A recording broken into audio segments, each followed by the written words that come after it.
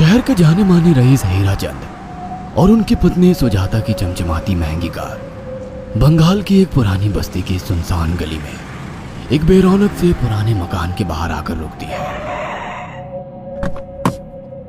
सुजाता, ये तुम मुझे किस जगह लेकर आई हो? ये तो कोई गरीबों की बस्ती लगती है, यहाँ ऐसा क्या है? हीरा चंद के कुछ भी समझ में नहीं आ रहा था कि सुजाता उसे ऐसी अजीब सी जगह क्यों लाई है, जिस मकान में दिन में भी अंधेरा दिख रहा था और धुआं उठ रहा था। आप मेरे साथ अंदर चलिए, सब समझ जाएंगे। यहाँ हमारी हर समस्या का समाधान मिलेगा।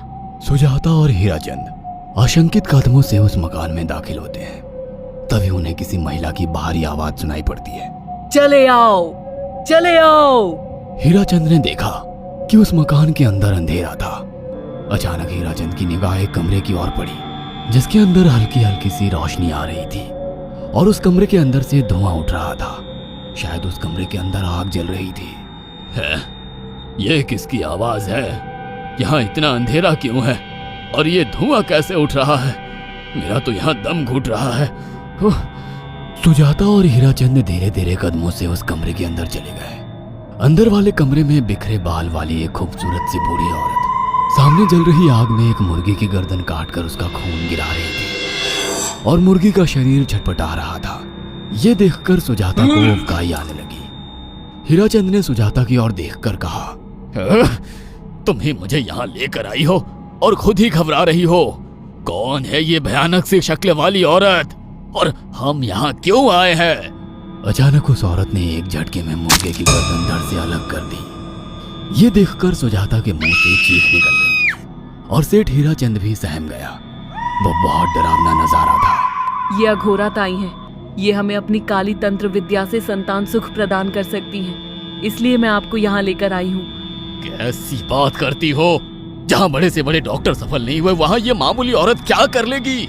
हीराचंद की बात सुनकर अघोरी ताई ने गुस्से से हीराचंद की ओर देखकर कहा, नादान हीराचंद, काली विद्या में इतनी शक्ति है कि मरे को भी जिंदा कर दे। संतान पैदा कराना कौन सा मुश्किल है? तुम्हें मेरा नाम कैसे पता? क्या तुम सच में हमें संतान सुख दिला सकती हो? तुम जितनी दौलत मांगोगी मिल जाएगी, अगर ये संभव है तो।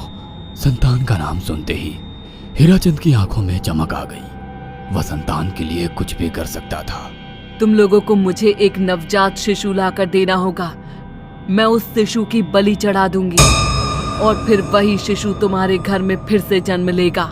नवजात शिशु की बलि का नाम सुनते ही सुजाता और हरिचंद डर के मारे सिहर गए, पर उनकी आंखों में उनकी संतान का सपना ज्यादा बड़ा था।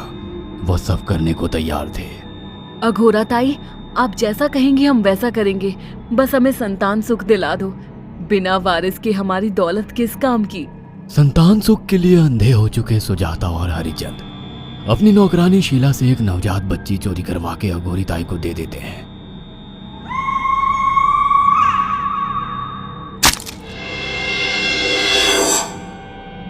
उस शिशु की बलि से सुजाता गर्भवती हो जाती है। देखा आपने अघोरा की तंत्र शक्ति? मुझे उस पर पूरा भरोसा था। चलो चलकर उन्हें धन्यवाद कहते हैं। हीराचंद और सुजाता अघोरा ताई के पास पहुंचते हैं। वो दोनों बहुत खुश थे और अघोरा पर उन्हें अंधविश्वास हो गया था। अघोरा ताई, आप महान तंत्रिका है। आपने वो चमत्कार कर दिखाया जो बड़े बड़े डॉक्टर नहीं कर सके। ये काली विद्या है बेटा। अगर तुम दोनों चाहो तो मैं इस विद्या से तुम दोनों को हमेशा के लिए जवान बना सकती हूँ। क्या सच में ऐसा संभव है? हाँ बिल्कुल, पर इसके लिए तुम्हें जवान लड़के और लड़कियों की बलि चढ़ानी होगी। तुम उन्हें यहाँ तक लाओ, बाकी मैं देख लूंगी। जवान रहने की लालच में अंधे सुजाता और हरिचंद एक अनाथ आश्रमों से हर रोज एक लड़की या लड़के को गोद लेने के बहाने अघोरी के पास बलि चढ़ाने ले जाने लगे। और एक दिन अघोरी ताई ने हीराचंद और सुजाता से इंसानी मांस खाने को कहा। पूरी तरह से इंसान से हैवान बन चुके अब वो दोनों इंसानी मांस खाने के लिए तैयार भी हो गए। ये गर्म खून और मांस खाकर तुम लोगों की उम्र भी बढ़ जाएगी। खाओ इसे। हाँ, सच में ये इंसानी मांस बड़ा स्वादिष्ट है।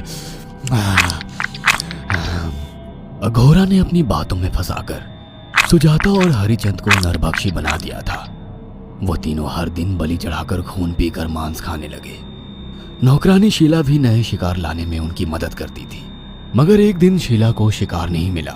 मेम साहब, आज एक भी शिकार हाथ नहीं लगा और मैं बहुत थक गई हूँ और घर जाकर थोड़ा आराम करना चाहती हूँ।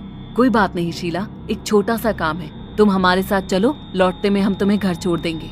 जी मेम साहब। शीला नहीं जानती थी कि शिकार नहीं मिलने से सुजाता और हरिचंद अंदर से बौखला गए थे और उनके दिमाग में एक शैतानी चाल चल रही थी।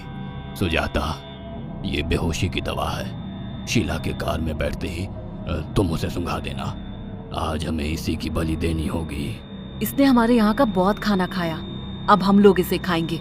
वैसे भी ये आगे चल के हमारे लिए खतरा बन सकती थी।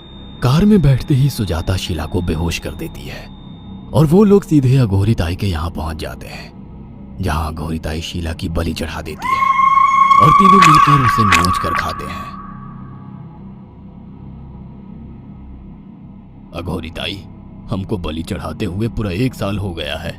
हमारा बेटा भी साल भर का हो चुका है। अब और कितनी बलि देनी होगी?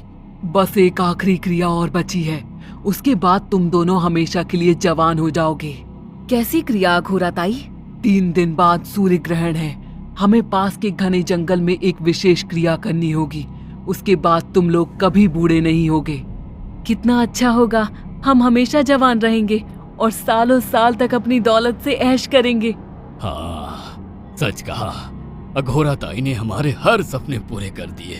3 दिन बाद बंगाल के बियाबान जंगल में कोहरे और ओस से भीगे पेड़ों के बीच एक घने बरगद की बेलों पर कटे इंसानी सिर लटक रहे थे, जिसमें से खून टपक रहा था। काले जादू का सामान भी रखा था। कितनी भयानक जगह है ये, हर तरफ कटे हुए सर लटक रहे हैं। थोड़ी देर में सब समझ जाओगे। बैठ जाओ और मेरे साथ ये मंत्र दोहराओ।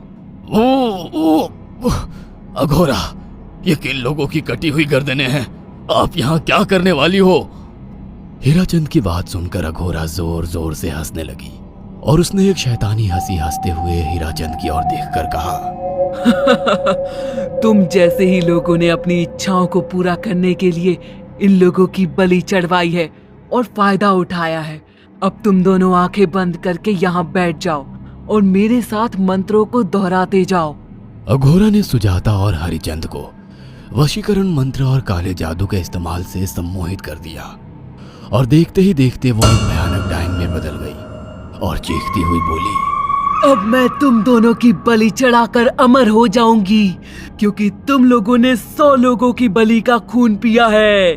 देखते ही देखते उस डायन ने फरसे से एक एक करके सुजाता और हरिचंद की गर्दन काटकर जल रही आग में बलि चढ़ा दी और उनका गर्म खून पीने लगी।